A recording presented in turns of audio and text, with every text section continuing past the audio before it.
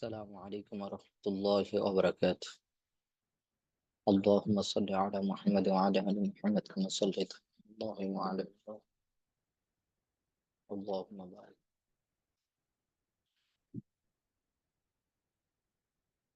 كما باركت على إبراهيم وعلى آل ربي زدني علما ربي زدني علما ربي يسر ولا تعسر بيسر ولا تعسر وتعالى.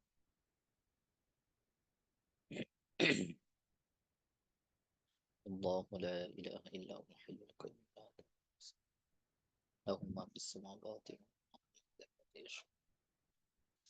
يعلم ما بين أيديهم وما خلفهم ولا يحيطون بشيء وسع كرسيه السماء ولا يؤوده وهو العلي العظيم. জি, আপনারা সকলে ভালো আছেন?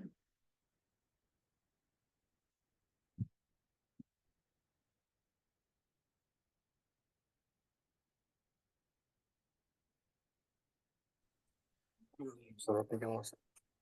জি জি, আলহামদুলিল্লাহ।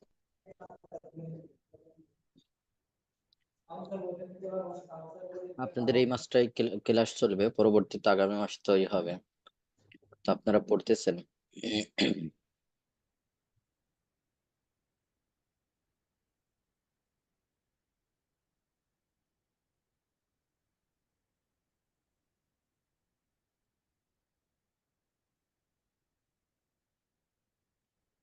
জি ভাই, পড়তেছেন আপনারা? জি ওস্তাদ, আলহামদুলিল্লাহ পড়াশোনা চলতেছে। খাওয়া দাওয়া ঘুম কেমন চলছে? জি ওস্তাদ, সবই ভালো চলতেছে আলহামদুলিল্লাহ। সবই ভালো চলতেছে।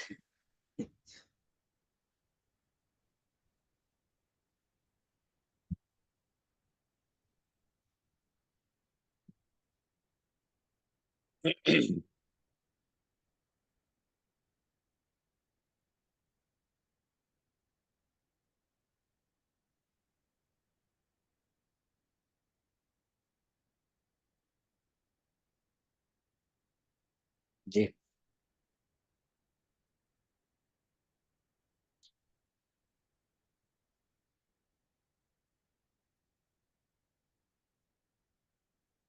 তো আজকে আমরা যেটা পড়বো একেবারে সহজ আলোচনা।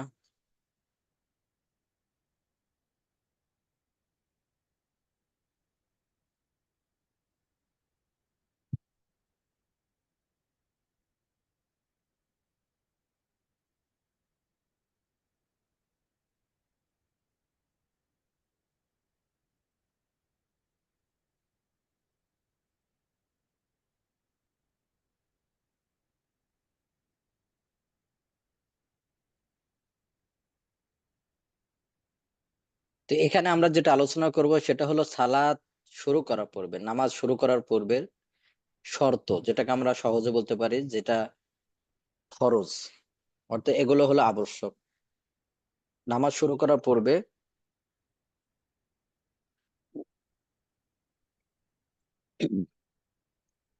সালাত শুরু করার পূর্বে যেগুলো আবশ্যক বা শর্ত বলতে পারি, সালাত শুরু করবে বলতে শর্ত বা আবশ্যক।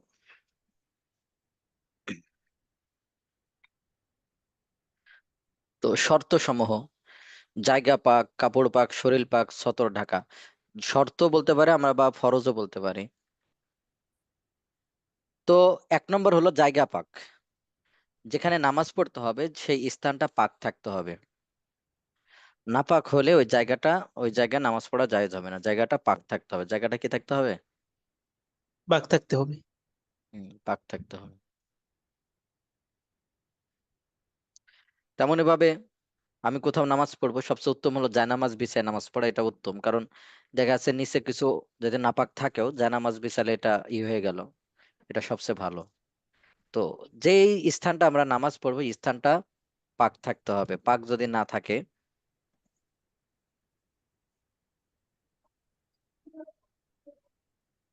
বুঝতে পারছেন? জি ওস্তাদ জি। তো 1 নম্বর হলো জায়গা পাক থাকতে হবে। 2 নম্বর হলো কাপড় পাক। কাপড় পাক থাকতে হবে। দেখা যাচ্ছে আমার কাপড়ে যদি কোথাও নাপাকি লেগে থাকে, আমার কাপড়ে কোথাও নাপাকি লেগে নাপাকি লেগে। থাকলে, হ্যাঁ নাপাকি লেগে থাকলে নামাজ হবে না। এজন্য আমরা পিছনে পড়েছি নাপাকি কতটুকু লেগে থাকলে বা কতটুকু কি নামাজ হবে না, এটা আমরা পিছনে পড়েছি। তাহলে আমার কাপড়টা পাক থাকতে হবে। কাপড় কি থাকতে হবে? পাক থাকতে হবে। থাকতে হবে। অনেক সময় দেখবেন পেশাব করতে গিয়ে হয়তো কাপড়ে পেশাব লেগে যায়, অথবা অন্য কোনো কারণে যে ই হয়ে যায়, এমন আর কি। 3 নম্বর হলো শরীর পাক হতে হবে। শরীর কি হবে? পাক পাক। থাকতে হবে। আমার শরীরে কোথাও যেন নাকে, শরীর পাক থাকতে হবে। অনেক সময় দেখা যাচ্ছে যে শরীরে আমার নাপাকি লেগে যায়, পেশাব করতে গিয়ে পেশাব লেগে গেছে, অথবা মহিলাদের দেখা যাচ্ছে কোনো লেগে গেছে, সাদা স্রাব যদি মহিলাদের লেগে যায় এরকম। তো ওরকম যদি কোথাও শরীরে নাপাকি লেগে যায় তাহলে ওকে ধৌত করতে হবে। দেখবেন ছোটবেলাতে আমাদের একটা ছিল, এরকম শুনতাম যে কোথাও নাপাকি লাগলে গোসল করতে হবে, না হলে পাক হবে না, এরকম পড়ে শুনেছেন কোনোদিন? জি উস্তাদ, জি অথবা শুনেছি।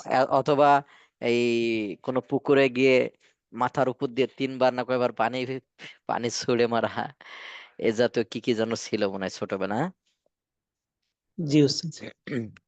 তো মূলত আপনার যেখানে নাপাকি লেগেছে, পায়ে যদি নাপাকি লাগে, পা ভালোভাবে ধুয়ে ফেললে পাক হয়ে যাবে। তো আপনাকে গোসল করতে হবে বিষয়টা এমন না, গোসল করতে হবে বিষয়টা এমন না। সতর ঢাকা। তো নামাজের ভিতরে মহিলাদের মহিলাদের সতর কতটুকু ঢাকতে হবে এটা আমরা সামনে পড়বো। ওরকম ভাবে পুরুষের সতর, তো সতর ঢাকা। 5 নম্বর কিবলামুখী হয়ে নামাজ পড়া। 5 নম্বর কিবলামুখী হয়ে, নামাজ পড়া। হ্যাঁ, কিবলামুখী ছাড়া যত অন্য দিক নামাজ পড়ে নামাজ হবে না। কিবলামুখী হয়ে নামাজ পড়তে হবে, বুঝতে পারছেন? জি উস্তাদ, জি। 5 নম্বর কি? কিবলামুখী হয়ে নামাজ নামাজ পড়া। পড়া। 6 নম্বর হলো ওয়াক্ত মতো নামাজ পড়া। ওয়াক্ত মতো, নামাজ পড়া। ওয়াক্তর আগে যদি নামাজ পড়ে নামাজ হবে না। একজন আমার কাছে সেদিন আগে ফোন দিচ্ছে যে উস্তাদ, আমি তো দিনের বেলায় খুবই ব্যস্ত থাকি, তো আমি চাচ্ছি ফজরে সকাল বেলায় আমি 5 ওয়াক্ত নামাজ পড়ে ফেলবো একবারে, তাহলে সারাদিন ফ্রি হয়ে গেলাম। বুঝতে পারছেন? ভাই হবে তাহলে? তাহলে না মানুষজনই উস্তাদ। করতো, তাহলে আমি 1 মাসে 1 বছরে নামাজ পড়ে ফেলি, এরপর থেকে আমি ফ্রি রিল্যাক্স, এরকম কোনোই নাই। ওয়াক্ত মতো নামাজ পড়ো। যখন ফজরের নামাজ রক্ত হবে ফজরের নামাজ পড়বেন, যখন জোহরের নামাজ রক্ত হবে জোহরের নামাজ পড়বেন, আসরের নামাজ রক্ত হলে আসরের নামাজ, এভাবে ওয়াক্ত মতো নামাজ পড়া। নামাজ- অন্তরে নামাজের নিয়ত করা, মুখে উচ্চারণ করা জরুরি না। মুখে নামাজের ভিতরে উচ্চারণ করা জরুরি না, অন্তরে নিয়ত করলে হবে। তো অন্তরে নামাজের নিয়ত করা, অন্তরে নামাজের কি করা? নিয়ত। হ্যাঁ, নিয়ত করা।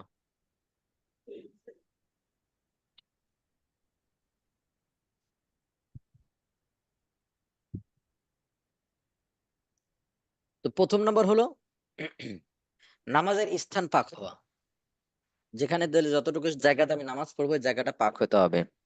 তো বিছানার উপরে নামাজ পড়া জায়েজ আছে, বিছানা কি থাকতে হবে? পাক পাক থাকতে থাকতে হবে। হবে। জানামাজে নামাজ পড়তে হবে, জানামাজ পাক থাকতে হবে।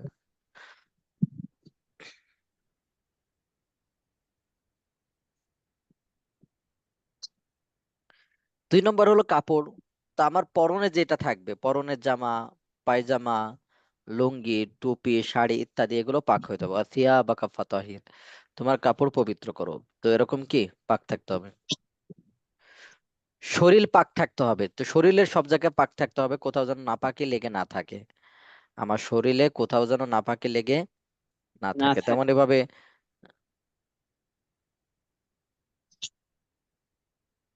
ভাবে দেখা যাচ্ছে যে অজু গোসলের প্রয়োজন হলে অজু গোসল করতে হবে, করে আমার কি পাক পবিত্র হয়ে তারপরে নামাজ পড়তে হবে।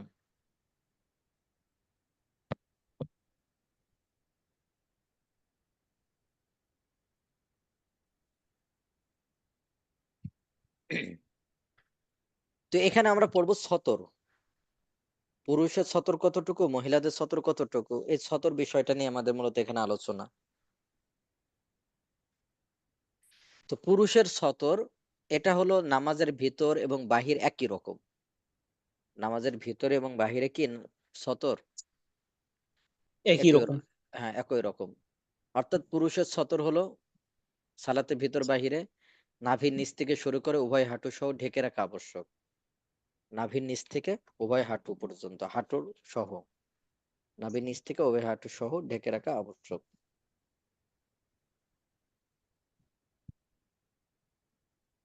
তাহলে পুরুষের সতর হলো নাভির থেকে হাঁটুর নিচ পর্যন্ত, নাভির থেকে হাঁটুর নিচ। এখন মহিলাদের সতর কতটুকু? তো মহিলারা নামাজের ভিতরে চেহারা দুই হাতের কবজি পর্যন্ত আর পায়ের টাকনু পর্যন্ত বের করে রাখতে পারবে, এছাড়া পুরো শরীর ঢেকে রাখতে হবে। পুরো শরীর কি রাখতে হবে? ঢেকে ঢেকে রাখতে রাখতে হবে। হবে। এখানে আমি আপনাদেরকে কিছু কথা বলি, সেটা হলো তাহলে নামাজের ভিতরেও শুধু সিহারা যতটুকু নামাজ অজুর ভিতর ধৌত করা ফরজ অতটুকু পরিমাণ, এমনকি থুতনির নিচের অংশ, এই যে গলার এই নিচের অংশটুকু যদি বের হয়ে থাকে নামাজ হবে না। বুঝতে পারছেন? এটাও ঢেকে রাখতে হবে। এটাও কি রাখতে হবে? ঢেকে রাখতে হবে। ঢেকে রাখতে হবে।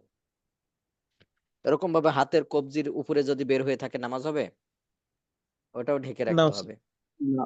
ওরকম ভাবে নিচের অংশ যদি এরকম ভাবে সবই ঢেকে রাখতে হবে। এখানে একটা বিষয় হলো একজন মহিলা একেবারে অন্ধকার ঘরে, ওখানে গায়রে মাহরাম কেউ নাই, একেবারে অন্ধকার, কেউ দেখার সম্ভাবনাও নাই, তো এখানে হাতের কবজির উপরের অংশ বের করে নামাজ পড়তে পারবে কিনা?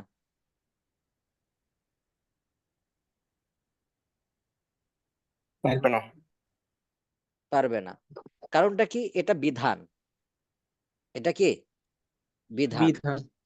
আপনাকে ওইটুক ঢাকতে হবে, হাতে হাত ঢাকতেই হবে। বুঝতে পারছেন? এখন কথা হলো একটা নিজেরও একটা কিন্তু বিবেকের সাথে একটা করেন যে নামাজের ভিতরে যদি নামাজের ভিতরে যদি এত কিছু ঢাকার আগে খালি বের হয়েছে কতটুকু দেখছেন? হাতের কবজি পর্যন্ত, মুখ খুলে অল্পটুকু জায়গা, আর পায়ের পাতা পুরো ঢেকে রাখতে হচ্ছে। তাহলে নামাজের বাইরে গায়রে মাহারাম, যেখানে একটা ফিতনার আশঙ্কা, যেখানে মনে করেন যে ঝামেলাটা বেশি, তাহলে ওখানে কি চেহারা তারপরে শরীরে কোনো অংশ বের করে রাখতে পারবে? না উস্তাদ। না, এর জন্য গায়রে মাহরামের সামনে কিন্তু একজন মহিলার পুরো শরীর কিন্তু পর্দা, চেহারাও পর্দা, চেহারা ঢেকে রাখতে হবে, হাত ঢেকে রাখতে হবে, পা ঢেকে রাখতে হবে। এটার অনেক দলিল আছে, আয়েশা রাদিয়াল্লাহু তাআলা আনহা থেকে আছে, আরো অনেক দলিল আছে। এখানে হয়তো এক দুইটা নিয়ে আসা হয়েছে, অনেক দলিল আছে। এটা আপনারা আইফোতাতে সার্চ দিলেও দলিল পাবেন, আইফোতাতে আছে। তো এদের মহিলার এই ক্ষেত্রে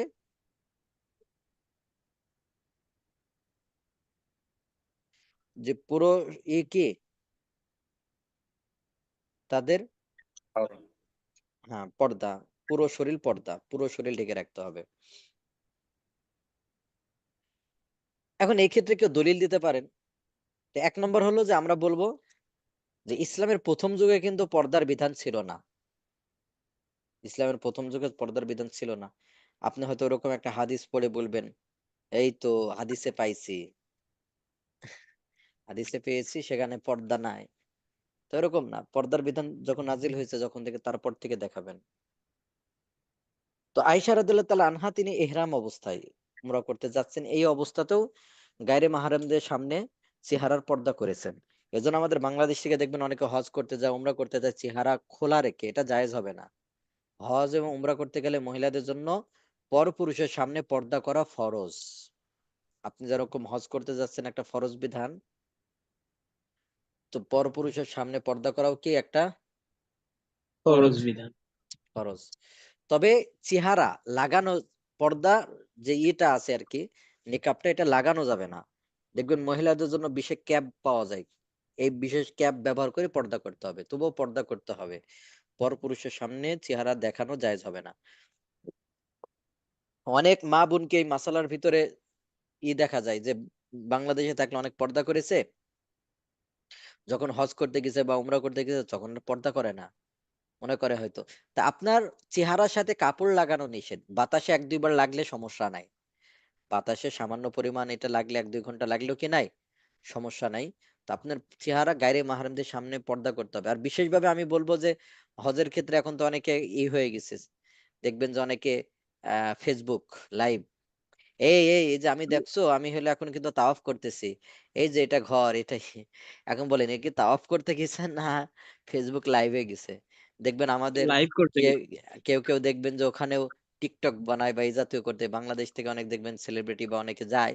তো ভাই এটা দরকার আছে? হুম, এটা দরকার না। তাহলে বলেন আপনি চেহারা খোলা রেখে পাশ দিয়ে যাচ্ছেন, হঠাৎ করে ক্যামেরায় উঠে গেছেন, বাস আপনারা মনে করেন এটা সারা জীবন দেখা যাচ্ছে যে এই মিডিয়াতে থেকে গেল। এই জন্য চেহারার পর্দা করতে হবে। তো এখানে পর্দা কিভাবে করবেন হজের ক্ষেত্রে, উমরার ক্ষেত্রে, এটা এক ধরনের ক্যাপ পাওয়া যায় মহিলাদের জন্য, ওই ক্যাপ ব্যবহার করে চেহারা দূরে থেকে ঢেকে দিবেন এমন ভাবে। তো এরপরেও যদি বাতাসে হালকা লেগে যায় এটা সমস্যা নাই, বুঝতে পারছেন? এরপরে যদি হালকা লেগে যায় এটা সমস্যা নাই, হালকা এটা লেগে গেলে এটা সমস্যা নাই। শুধু কি বাংলাদেশে পাওয়া যায় না? হ্যাঁ, বাংলাদেশে আছে। না পাইলে আপনার পুরুষের যে ক্যাপ আছে ওটাও ব্যবহার করতে পারে, ওই জাতীয় ক্যাপ আর কি, কিছুটা কিছুটা ওইরকম বাংলাদেশে আছে, বাইতুল মোকাররমে পাবেন, আপনার এলাকাতে পাবেন পাবেন। এখন কেউ কেউ দলিল দিতে পারেন, কেউ কেউ দলিল দিতে পারেন যে উস্তাদ তাহলে আমরা দেখি সৌদির অনেকে পর্দা করে না, মিডিয়াতে আমরা দেখি। তো এটা তো কোনো দলিল না, দলিল সৌদির যারা সৌদিয়ান, আসল সৌদিয়ান দেখবেন তারাও পরিপূর্ণ পর্দা করে। আপনাদের ভিতরে হজ করতে গেছেন বা উমরা করতে গেছেন কে? বেশিরভাগে তো আপনার বাঙালি পাবেন। এখানে তো বাঙালি, ইন্দোনেশিয়ান এরা বেশি আছে, আফ্রিকান এরা বেশি। এরা তো আর অত পর্দা টর্দা বুঝে টুঝে না। কিন্তু অরিজিনাল যাদের জন্ম, যাদের পূর্বপুরুষরা সৌদিয়ান, সৌদিতে, তারা দেখবেন যে পরিপূর্ণ পর্দা করে। এরকম কেউ আছেন? সৌদিতে উমরা করতে গেছেন, হজ করতে গেছেন বা বেশি দিন আছেন, কে আছেন?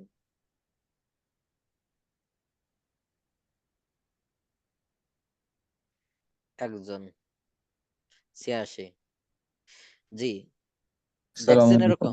ওয়ালাইকুম সালাম ওয়া রাহমাতুল্লাহ। জি ওস্তাদ। জি, যারা আসল সৌদিয়ান কি তারা পরিপূর্ণ পর্দা করে না? জি ওস্তাদ। তারা দেখবেন পরিপূর্ণ হাত মোজা পা মোজা আপনারা কিছু দেখতে পারবেন না। বাংলাদেশে তো তাও চোখ করে রাখে, দেখবেন তারা একবারে সব ঢেকে থাকে, এরকম আর কি পর্দা আছে।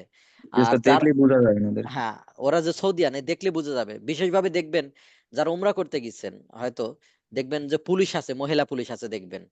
তো মহিলা পুলিশ দেখবেন আর ভিতরে দেখবেন এরা পরিপূর্ণ পর্দা করে। এখন কথা হলো যে এই যে যারা পর্দা করে না এরা, ওই যে সরকার একটু শিথিলতা করছে এই জন্য এটা, তবে এটা তো শরীয়তে দলিল হতে পারে না। এটা শরীয়তে দলিল হতে পারে? না ওস্তাদ, না যারা উস্তাদ। সৌদিয়ান, যারা হাকিকি সৌদিয়ান এবং যারা পর্দা পরিপূর্ণ পর্দা করে তারা, আলেম আর তারা কি। এরকম হ্যাঁ হ্যাঁ এই বিষয়ে যারা জানে একবারে পরিপূর্ণ পর্দা করে। এখন বলবেন যে বাংলাদেশ থেকে যারা যারা যায়, মানে বলেন তারা বাংলাদেশ থেকে যারা যায় তারা কি বাংলাদেশি পর্দা করে?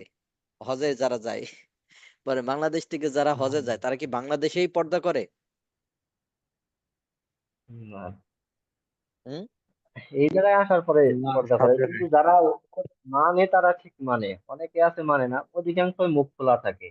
হ্যাঁ আমি মোটামুটি 4 বার গেছি, 4 বারের মধ্যে বেশিরভাগই দেখছি এমনিতে খোলা রাখে। আবার অনেকে আছে ভিড়ের মধ্যেও যায় না, যারা পর্দা করে ভিড়ের মধ্যে যায় না, জি দূর জি দিক দিক জি জি দিয়ে ভাই, তাওয়াফ ঠিক আছে করে। তাহলে তারপরে আমরা, মুখ। হ্যাঁ, তাহলে দেখেন যে যারা পর্দা করে হাকিকি তারা ভালোভাবে পর্দা করে, এটা আর কি। যে দেখা যাচ্ছে যে অনেকে করে না, সেটা তো শরীয়তের দলিল হতে পারে না, বুঝতে পারছেন? এটা অনেক দলিল আছে মহিলাদের পর্দা চেহারাটাও। এরপরেও আমি বলবো, এরপরে ধরলাম এক দুইজন মত দিয়েছে, ওই মতের থেকে হলো যে মানুষের চেহারা দেখলে তার প্রতি আকৃষ্ট হওয়া বা ইয়ে হওয়া, এই জিনিসটা বেশি কাজ করে।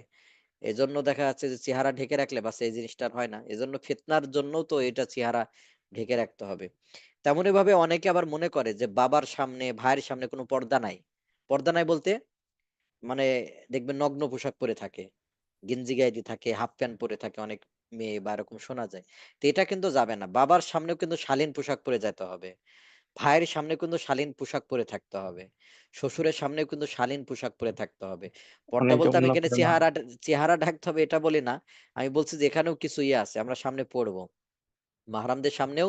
কারণ এটা কেন, ইসলাম সব দিকে লক্ষ্য করছে। অহরহ এখন দেখবেন দুর্ঘটনা ঘটে, দেখবেন মাঝে মধ্যে শাশুড়িকে নিয়ে উধাও হয় কিনা দেখবেন, তারপরে এরকম ভাবে বেটার বউকে নিয়ে উধাও, তারপরে আপনার এরকম হয় না,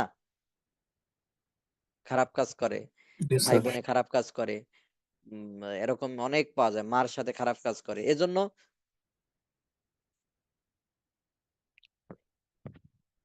বুঝতে পারছেন?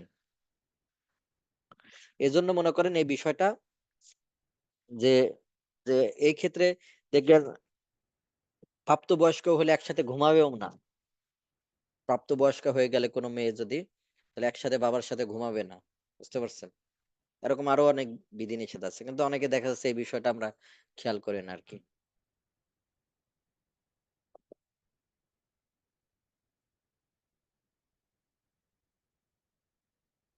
তো মহিলাদের সালাতের ভিতরে সতর, আর মহিলাদের জন্য সালাতের সম্পূর্ণ চেহারা, উভয় হাতের তালু, উভয় পায়ের তালু ব্যতীত পুরো শরীর ঢেকে রাখতে হবে।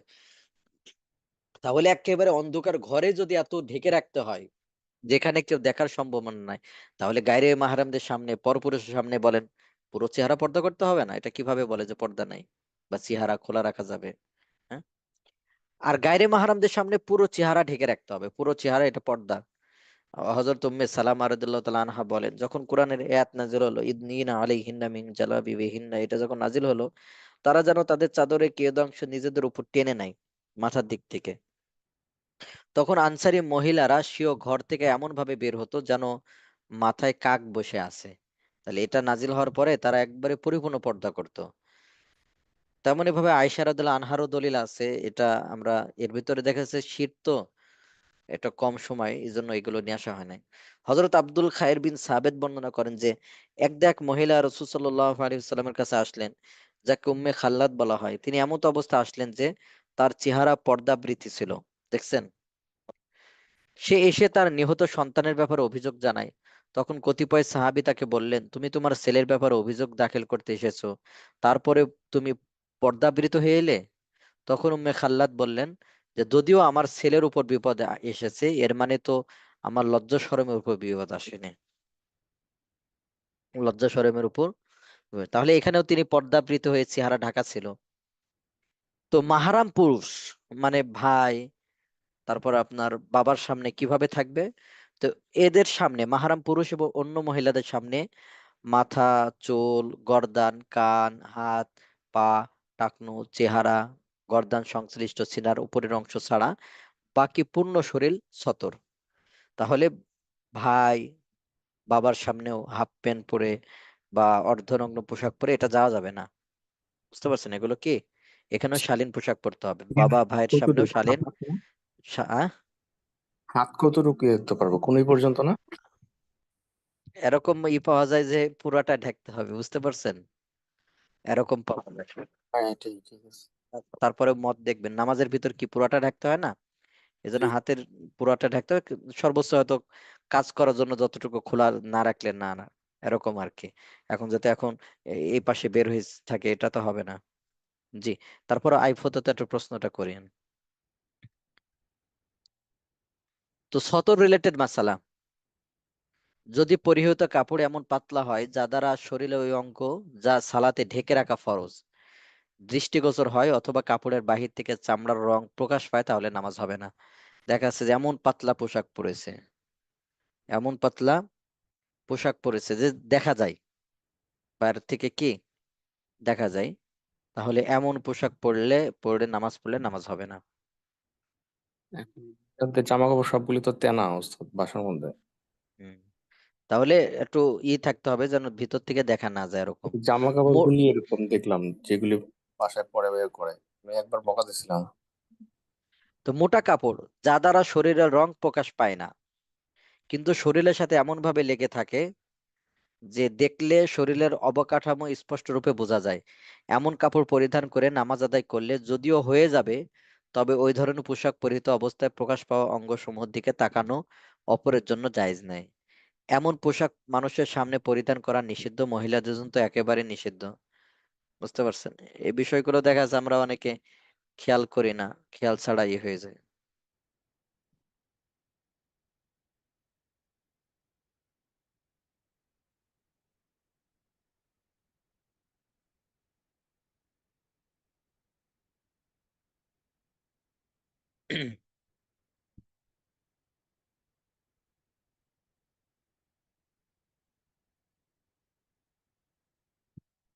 জি।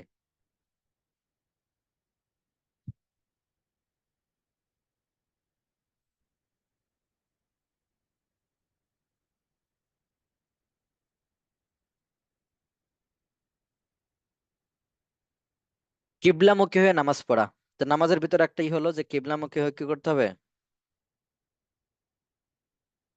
নামাজ পড়তে হবে। তো কিবলামুখী ছাড়া যদি অন্যদিকে নামাজ পড়ে তাহলে এই নামাজ হবে না। এখানে কেউ কেউ বলতে পারেন যে উস্তাদ যে অনেক সময় দেখা যাচ্ছে যানবাহনে নামাজ পড়তে হয়, তো যানবাহনে নামাজ পড়া,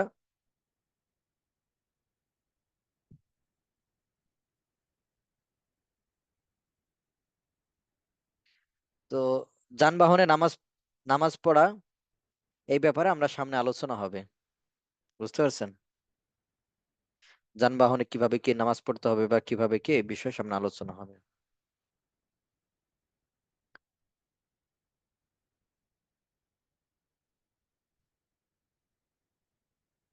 জি, তাহলে কিবলামুখী হয়ে নামাজ পড়তে হবে, কিবলার দিকে মুখ হতে হবে। এখানে আমাদের দূরে যারা আছে, আমরা তো দূরে থেকে নামাজ পড়ি, তো এইদিকে কিবলার দিক হইলেই হবে, হুবহু কিবলার সোজা হইতে হবে বিষয়টা এমন না।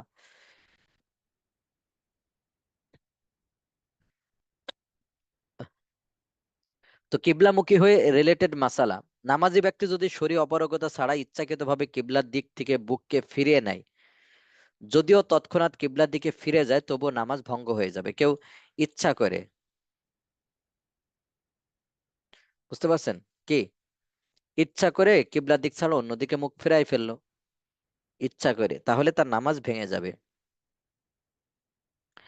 আর যদি অনিচ্ছাকৃতভাবে ফিরে যায়, তো তিনবার সুবহান আল্লাহ বলার পরিমাণ সময়ের পূর্বেই কিবলার দিকে ফিরে আসে, তবে তার নামাজ ভঙ্গ হবে না। যে অনিচ্ছাকৃতভাবে ফিরে গেছে আবার সাথে সাথে ফেরাই নিছে, তাহলে নামাজ হয়ে যাবে। তাহলে এখানে যেন আমার কিবলাটা হয় কোন দিকে? কিবলার দিকে। যদি কিবলার দিক থেকে মুখ ফিরে যায়, তাহলে তৎক্ষণাৎ কিবলার দিকে মুখ ফিরিয়ে আনা ওয়াজিব, এতে নামাজ ভঙ্গ হবে না, কিন্তু বিনা কারণে এরূপ করা মাকরুহে তাহরিমি। যদি এমন কোন স্থানে পৌঁছে থাকেন যেখানে কিবলা কোন দিকে তা জানার কোনো মাধ্যম না থাকে, অথবা এমন কোনো মুসলমানও পাওয়া যাচ্ছে না যার নিকট জিজ্ঞেস করে জেনে নেওয়া যেতে পারে, তবে তাহারি অর্থাৎ চিন্তা ভাবনা করে কিবলা ঠিক করতে হবে। যেদিকে কিবলা হওয়ার প্রতি মনের ধারণা বদ্ধমূল হয়, সেদিকে মুখ করে নামাজ আদায় করতে হবে, আপনার জন্য ওই দিকটাই কিবলা।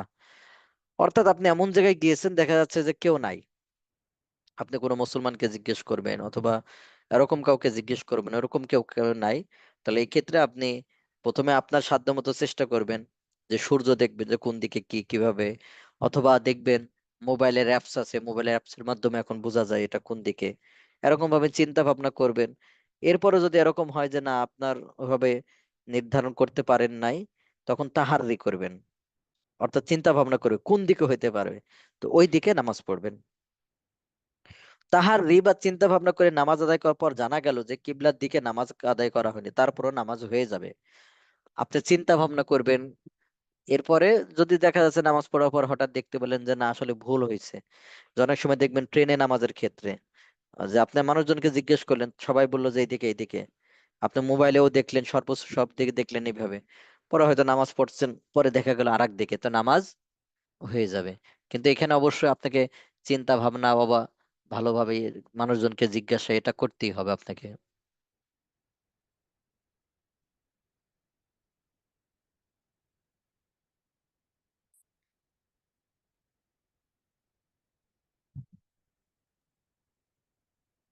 এক ব্যক্তি তাহাররি বা চিন্তা ভাবনা করে নামাজ পড়ছে, অন্য এক ব্যক্তিও তা দেখা দেখি ওই দিকে মুখ করে নামাজ আদায় করলো, এমত অবস্থায় শেষোক্ত ব্যক্তির নামাজ হয়নি, কারণ ওই দ্বিতীয় ব্যক্তির প্রতিও চিন্তা ভাবনা করে দিক নির্ধারণ করার নির্দেশ ছিল, কিন্তু সে করেনি। মানে দেখা গেল যে আমি চিন্তা ভাবনা করে নামাজ পড়ছি, এবার আপনিও তো জানেন না, তা আপনি ভাবলেন যে উস্তাদ যেহেতু এদিকে মুখ করে নামাজ পড়ছে, আমিও পড়ি, তাহলে আপনার নামাজ হবে না। কারণ হলো আপনার উপর আবশ্যক ছিল চিন্তা ভাবনা করা, আপনার উপর আবশ্যক ছিল কি চিন্তা চিন্তা ভাবনা ভাবনা। করা, যে কোন দিকে কিবলা হইতে পারে এই হইতে পারে, এটা আপনার উপরে আবশ্যক ছিল, কিন্তু আপনি সেটা করেন নাই।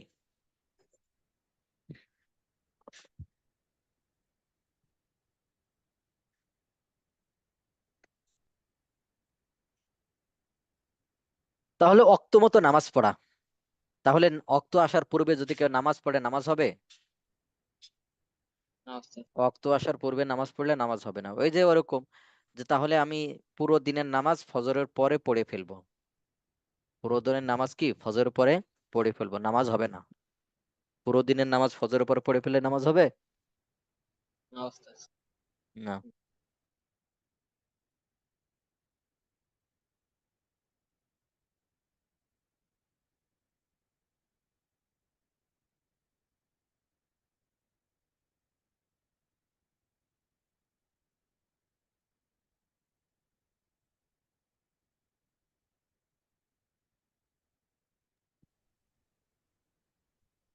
জি।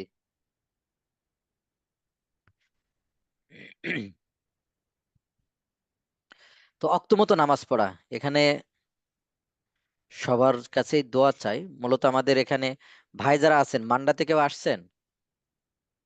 জি, মান্ডা থেকেও আসছেন ভাইদের ভিতরে? কে আসছেন?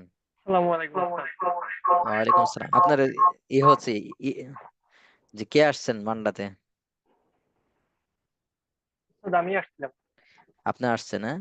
এখানে জি আমাদের ওস্তাদ। একজন মুসলিম চাচা ছিলেন, অনেক বয়স, এরকম দেখছেন কাউকে? না ওস্তাদ, দেখা হয়নি আমার সাথে। যাক, মান্ডাতে আমাদের এখানে বয়স হয়তো মনে হয় 88 বা 86 এরকম হবে। তো উনি শেষ জামানার দিকে মুসলমান হয়েছিলেন, তো এখানেই থাকতেন আর কি। আজকে ইন্তেকাল, কিছুক্ষণ আগে ইন্তেকাল করেছেন। এই আর কি, দোয়া করবেন। ওদের আসলে ত্যাগটা অন্যরকম, যে সবকিছু ছেড়ে ইসলামের ছায়াতলে আসা, সবকিছু ত্যাগ। উনি অনেক বয়স, তারপরে নামাজ পড়তে আমাদের মসজিদে ওই যে দ্বিতীয় তলাতে কাঠের উপর থেকে আসে নিচে নামাজ পড়তেন। তো মাঝে মধ্যে বলতাম যে উপরেই করেন, তো মাঝে মধ্যে বলতো যে না, আমার গায়ে যতক্ষণ একটু রক্ত আছে আমি এইভাবে দাঁড়িয়ে নামাজ পড়বো। বুঝতে পারছেন? জি ওস্তাদ।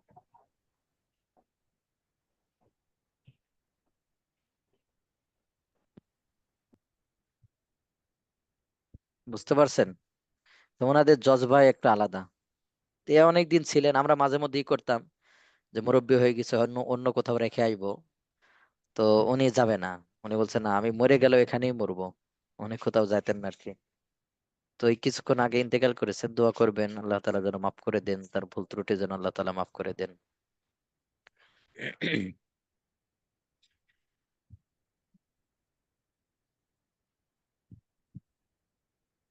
ওনাকে কেউ দেখেন না, হ্যাঁ, আপনাদের ভিতরে?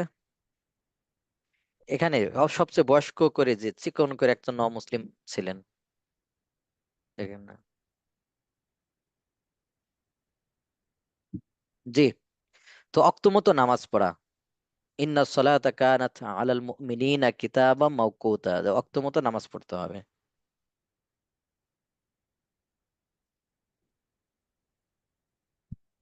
অন্তরে নামাজের নিয়ত করা, অন্তরে নামাজের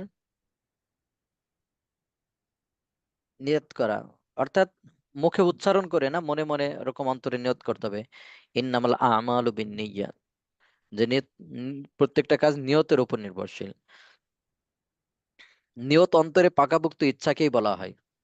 নিয়ত অন্তরে পাকাপোক্ত কি ইচ্ছাকে বলা হয়। এখানে মুখে বলা, মুখে বলেই করা এটা জরুরি না। নিয়তের নিম্নতম স্তর হচ্ছে এটাই, যে যদি কেউ জিজ্ঞেস করে যে কোনো সালাত আদায় করেছেন, তারা যেন বলতে পারে যে আমি অমুক সালাত আদায় করছি, এটাই। তো মুখে নিয়ত বলাটাই বিবেচ্য নয়, মুখে নিয়ত বলাটা এটা কি না, বিবেচ্য নয়। বুঝতে পারছেন? ফরজ সালাতের মধ্যে ফরজের নিয়ত করা আবশ্যক। এগুলো নিয়ত গুলো, এগুলো সহজে পারবেন। এক কথা, নিয়ত হলো অন্যান্য নামাজে যেভাবে যে নামাজ, ওই নামাজের নিয়ত করতে হবে, এটা মনে মনে, মুখে করলে হবে। উচ্চারণ করা এটা জরুরি না, উচ্চারণ করা কি না জরুরি না। তো ঠিক সব আছে নামাজে তাহলে। সব নামাজে নিয়ত করা ফরজ না, নাকি ফরজ নামাজের ফরজ? এখানে যে আলাদা আলাদা বলছে, যে ওয়াজিব নামাজে ওয়াজিব, ফরজ নামাজে ফরজ, এরকম আর কি। আচ্ছা। হ্যাঁ, ঠিক আছে তাহলে আমাদের এই পর্যন্ত। আপনাদের যদি কারোর প্রশ্ন থাকে তো অল্প কিছু সময় আমরা প্রশ্ন উত্তর দিয়ে আমরা আজকে দর্স এখানেই হবে। আর ওনার জন্য দোয়া করবেন, আল্লাহ তাআলা যেন মাফ করে দেন, আল্লাহ তাআলা যেন জান্নাত বেশি করেন। ইসলামের জন্য সব ছেড়ে দিয়েছে না?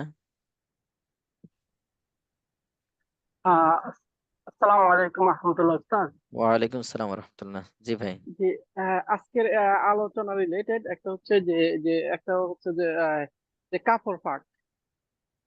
এখন যদি অবস্থা যদি এমন হয় যে কোনো কারণে আপনার কাপড়ে ইয়ে পড়লো, যে প্রস্রাবের ছিটা পড়লো, কিন্তু ধোয়ারও কোনো ব্যবস্থা নাই, কিংবা কাপড় পরিবর্তন করারও কোনো ব্যবস্থা নাই। তো এক্ষেত্রে যদি এখন তো আবার নামাজ কাজা করা যাবে না, তো এখন এই ক্ষেত্রে কি করতে হবে এই ক্ষেত্রে? ওই জায়গাটুকু তো ধুয়ে ধুয়ে ফেলবে। ওই জায়গায় তো অর্থাৎ এতটুকু এমন পানি তো। বোঝা যাচ্ছে না যে আসলে কোন জায়গায় পড়ছে, মানে আর যদি কোথায় কোথায় পেশাবের সিটা পড়ছে। ওই যে পিছনে আমরা পড়েছিলাম, যদি 5 টাকার কম কয়েন কম হয়, 5 টাকা থেকে কি হয়? কম হয়। জি জি হ্যাঁ জি, ওইটা ঠিক, কিন্তু এখন কথা হ্যাঁ হচ্ছে হ্যাঁ যে প্রস্তাবের চিঠাটা কোথায় পড়ছে ভালোভাবে বোঝা যাচ্ছে না, এবং মানে অর্থাৎ হালকা অনেকগুলা যদি হয়। জায়গাতে ছোট ছোট, জি অনেকগুলা হ্যাঁ জায়গাতে সেটা হয়তো মাফ ছোট ছোট। মাফ মাফ মাফ মাফ। জি একসাথে জোর দেওয়াই না, মাফ ওটা। পানি হুম। ছিটা দেওয়া যাবে না? জি। পানি ছিটে দেওয়া যাবে না? না না, পানি ছিটা দিলে তো আরো যদি এমন বেশি করা হবে। হয় যে হাতে হাতে না পানি না না নিয়ে ওস্তাদ, না না না যদি না, এমন করা হয় যে হাতে পানি নিয়ে যে ওই ওই জায়গাটা, হবে না ধরেন ভাই, কোনো, ওটা হবে না। ওটা হাতে পানি নিলে হবে না। ওটা ধুইলে ভালোভাবে ধুইতে হবে, না হলে এটাকে হাত দিবেন না, বুঝতে পারছেন? আচ্ছা মূলত রাসূল সাল্লাল্লাহু আলাইহি সাল্লাম যেটা পানির ছিটা নিয়ে যেটা করছেন, এটা মূলত কারো সন্দেহ যে নাপাক আছে কিনা।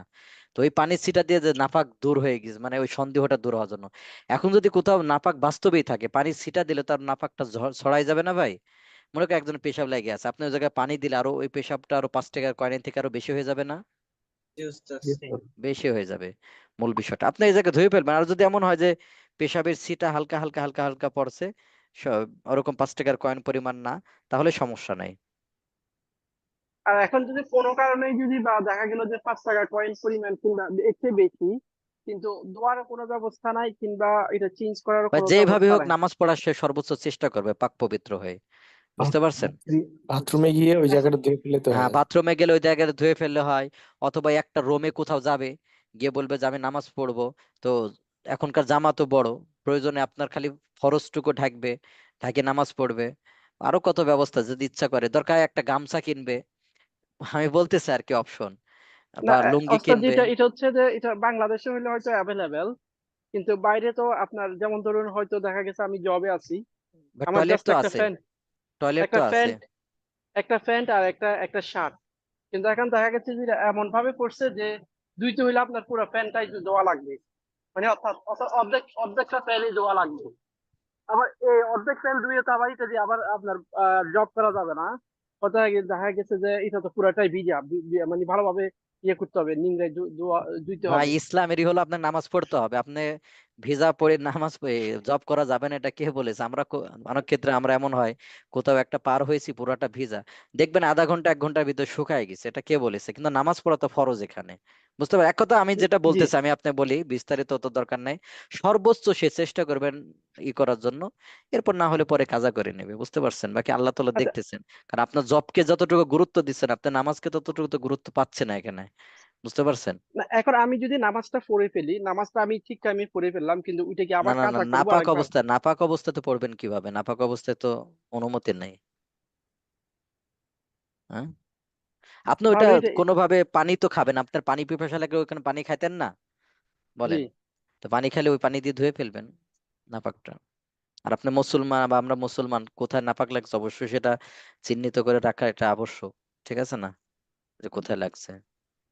জি, মূল বিষয়টা হলো ইচ্ছা যদি থাকে কারণ, এটা সর্বোচ্চ হলে দেখবেন যে উস্তাদ যে কোরআন জাযাকাল্লাহ কি খায়ের ওজু উস্তাদ। ওয়াইয়াক ইয়াকুম। এক কথা, নামাজ এটা আল্লাহ তাআলার হুকুম, বুঝতে পারছেন? অনেক ক্ষেত্রে দেখবেন, বললাম না ওই যে যে ভাই ফোন দিছে উনি বিদেশ থেকে, ওনার জবটার অনেক প্রাধান্য দিচ্ছে, যে উস্তাদ আমি সারাদিন অনেক ব্যস্ত থাকি, তা আমি কি করি 5 ওয়াক্ত নামাজ আমি ফজরের সময় পড়ে ফেলবো, যে পুরো দিন যেন আর পড়া না লাগে ভাই, বুঝতে পারছেন? হুম, তো এরকম যেন না হয়, কারণ এটা আল্লাহ তাআলার হুকুম। আল্লাহ আমারে সৃষ্টি করেছেন, আল্লাহ আমার চোখ দিয়েছেন, হাত দিয়েছেন। এই যে আজকে উনি মারা গেলেন, আজ কালকে আমিও মারা যেতে পারি, তখন কি অবস্থা হবে? তখন জব টব সবই তো যাবে। এজন্য আল্লাহ তাআলার হুকুম সবসময় পাক পবিত্র থাকবে। এজন্য একজন সবচেয়ে ভালো হয়, যেমন আমাদের কথা বলে, আমরা সফরে গেলে যেখানেই যাই আর কি, তো সাথে একটা ছোট ব্যাগ নিয়ে যাই, এর ভিতরে একটা গামছা থাকে, একটা লুঙ্গি থাকে। বুঝতে পারছেন? তো এটা জি আমি স্যার। আপনাদেরকেও বলবো যে আপনারা যদি এরকম জবে ডিউটিতে যান, সাথে করে এটা নিয়ে যাবেন। তো এটা সহজ। হুম? কোরআন কি অজু ছাড়া ধরা যাবে? না, অজু ছাড়া ধরা যাবে না। তাফসির যদি হয়, যেখানে বাংলা আছে, অন্যান্য ইয়ে আছে, এটা ধরা যাবে। ঠিক আছে? কোরআন যেটা আমরা পড়ি এটা ধরা যাবে না। আসসালামু আলাইকুম উস্তাদ। একটা ওয়ালাইকুম সালাম প্রশ্ন ওয়া ছিল। রাহমাতুল্লাহ। জি নামাজ জি। পড়তে পড়তে ধরেন বাই চান্স লুঙ্গি ছিঁড়ে গেছে, একটা জায়গায় উরু বেড়ে গেছে আর কি, উরু, তাহলে এখন কি নামাজ ভেঙে যাবে নাকি? আপনি হয়তো হাত দিয়ে কোনো ভাবে ই করে এক হাত দিয়ে ওইটা সরায় ফেলেন, লুঙ্গি থাকলেও তো মনে করেন পিছনে যদি ছিঁড়ে, আপনি ওই যে হালকা ধরায় সরায় সামনের দিকে নিয়ে আসবেন। বুঝতে পারছেন? সামনের দিকে নিয়ে আসবেন, অথবা এক হাত দিয়ে ওইটা ঢেকে রাখবেন। যদি এমন হয় যে একবারে সতর অনেক বেশি বের হয়ে গেছে, 3 তাসবিহ পরিমাণ, তাহলে তো নামাজ ভেঙে যাবে। তো এটা ছাড়া যদি আপনার সাথে সাথে আবার কি করে ফেলেন, কোনো জায়গায় এত তো আর ছিঁড়ে না, সাধারণত অল্প ছিঁড়ে তাহলে এরকম হয়ে যাবে আর কি, সাথে সাথে ঘুরাই ফেলবেন। ঠিক আছে? এজন্য উত্তম হলো যে আপনারা জুব্বা অথবা পাঞ্জাবি ব্যবহার করা, যে ছিঁড়লেও বোঝা যাবে না, ছিঁড়লেও কি সতর বের হবে না। হ্যাঁ, বড় ইয়ে পড়লে ওইটাই পরে ওইটাই জি। পরে নামাজ পড়া হয়, কিন্তু হঠাৎ বাই চান্স আজকে হয়ে গেছে আর কি, আর হইলে ওই লুঙ্গি যে ওইটা পরে খেয়াল করা, যে সাথে সাথে এরকম ভাবে ঘুরাই ফেলে ই করে ফেলতে পরে হবে। নামাজ আমি ছেড়ে দিছিলাম আর কি, পরবর্তীতে আহ আবার দেখছি লুঙ্গি। পরে পড়ে নিছে না? জি জি। থুতনির কি সতরের অংশ? থুতনি বলতে এখানে মূল বিষয়টা হলো যে যতটুকু এই যে ধৌত করা ফরজ, হুম, দেখবেন এই যে নিচে হাড় আছে, ওই পরিমাণ বের হইতে পারবে, বের করে রাখতে পারবেন। কিন্তু এই যে নিচে থুতনির যে নিচের অংশগুলো, এগুলো তো অবশ্যই ঢাকতে হবে আপনাকে নামাজের সময়। ওইগুলো তো এগুলি আর বের করে রাখে ওস্তাদ এখন সবাই। অনেকে বের করে রাখা যাবে না। নিচের অংশ অনেকে দেখবেন যে গলা পর্যন্ত বের করে রাখে না। হ্যাঁ, ওগুলি এটাই বলছি। হুম, এই জন্য সবচেয়ে আসসালামু ভালো আলাইকুম স্যার। থুতনিটাও ঢেকে ফেলবেন, তাহলে এটা আর কোনো ই নাই। ওয়ালাইকুম সালাম ওয়া রাহমাতুল্লাহ। জি ভাই। উস্তাদ, আমরা ছোট একটা রুমে 4 জন থাকি উস্তাদ। জি জি। ওখানে কোরআন মাজিদ কিভাবে রাখবো উস্তাদ? আর একটু রুমটা খুবই উপরে, ছোট। হ্যাঁ হ্যাঁ, একটু উপরে ই করে নেবেন, একটা সিস্টেম করে নেবেন, উপরে রাখবেন। একটু আলমারি জাতীয় মানে বা বড় জাতীয় এমন করতে উপরে হবে না, রাখবেন। কোরআন ঝুলায় শরীফ রাখার কোনো দেওয়ালে ব্যবস্থা? রাখলে বেডের উপরে রাখা লাগে উস্তাদ, এই অবস্থা। কিসের উপরে রাখা লাগে? আমরা যেখানে বেড আছে বেডের উপরে শুধু না, ওই সিস্টেম লোহা করে মারে ওখানে। মনে করেন অনেক সময় এখন প্লাস্টিকের অনেক জিনিস পাওয়া যায়। হুম, এই জি দেখবেন উস্তাদ। দেওয়ালের সাথে লাগানো যায়, আবার এক ধরনের জিনিস বের হয়েছে, পেরেক পোতা লাগে না, দেওয়ালে দিলে আটকে যায়, এরকম রাবার জাতীয় একটা জিনিস। তো এরকম কোন জিনিস দিয়ে ওরকম সম্মানজনক স্থানে রাখবেন। আপনি ঘুমাইলে তখন কোথায় রাখবেন? তো ওরকম ই হবে না, এজন্য সম্মানজনক স্থানে দরজার উঁচুতে উপরে রাখবেন। উস্তাদ রাখা যাবে উস্তাদ। কিসের উপরে? দরজার উপরে, দরজার উপরে লোহা মারে, ওখানে একটা কাপ রাখে ওর ওর উপর যদি সম্মানে দেখবেন নিচে আপনি, যে যাওয়ার। সম্মানের কোনো ই না হয়, সম্মানের সর্বোচ্চ স্থানে রাখবেন আর কি। হ্যাঁ, জি, জাযাকাল্লাহ। ওই আর কি। বুঝতে, কাহুট হবে না, মূলত কাহুটের হলো, আমাদের কাহুট কিনা ছিল, পেইড ছিল, কিন্তু কোনো কারণে এটা আর কি, কোনো কারণে বলতে ওটা সময় শেষ হয়ে গেছে, এই জন্য এখন কাহুটে জয়েন করলেও আপনারা 50-এর বেশি জয়েন হতে পারতেন না আর কি। এজন্য মূলত আমি কাহুট আজকে ই করলাম না। তাছাড়া মূলত কাহুট আছে, দেখা যাচ্ছে বন্ধের ক্লাসও করি নাই, কারণ ওই যে ওই প্রবলেমের কারণে।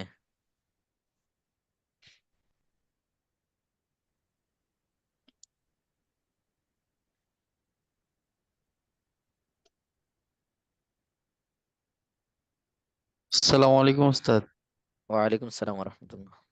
জি উস্তাদ, আমার আজকে ক্লাসের বাইরে একটা কোশ্চেন ছিল আর কি স্যার, উস্তাদ যদি সুযোগ কি দিতেন। বিষয়? কি বিষয় ভাই? Yes, উস্তাদ, ওই যে আমার কাছে একটা জমি আছে, কিন্তু চাষ করার জন্য যে কীটনাশক প্রয়োজন হবে, ওটার টাকা নেই আর কি। তো কেউ যদি ওই কীটনাশক কিনে, অর্থাৎ বেশি বেশি দামে যদি আমার কাছে বিক্রি করে, এবং আমি কি এটাকে কয়েক কিস্তির মধ্যে পরিশোধ করা যদি শর্ত আরোপ করে, তাহলে সেটা কি জায়েজ হবে কিনা? হ্যাঁ, কিস্তিতে কিনা জায়েজ আছে, জি জি জি। কিস্তিতে কিনা জায়েজ আছে, তবে এখানে প্রথমবারে নির্দিষ্ট করে নেবেন যে আপনি কতদিন পরে দিবেন, কত টাকা, এইভাবে নির্দিষ্ট করে নিলে এটা জায়েজ আছে। হ্যাঁ, যিনি হচ্ছে আমাকে কীটনাশক কিনে দিবে মানে উনি হয়তো কোনো একটা দোকান থেকে কিনে দিবে মানে ওই মূল্যের সাথে একটু বেশিও নিতে পারে মানে ও যদি সমস্যা নাই, ওইভাবে সমস্যা নাই, হ্যাঁ সমস্যা নাই। আপনি ফ্রিজ মনে করেন নগদ কিনলে 30, তো আপনি 1 বছরের ও জি 40 নিবে, জায়েজ আছে। কিন্তু এক কথা হলো, হ্যাঁ জি আছে আমি পারবো না। সারা বছর। জি ওস্তাদ জি জি, ওস্তাদ, যে হ্যাঁ হ্যাঁ বলেন।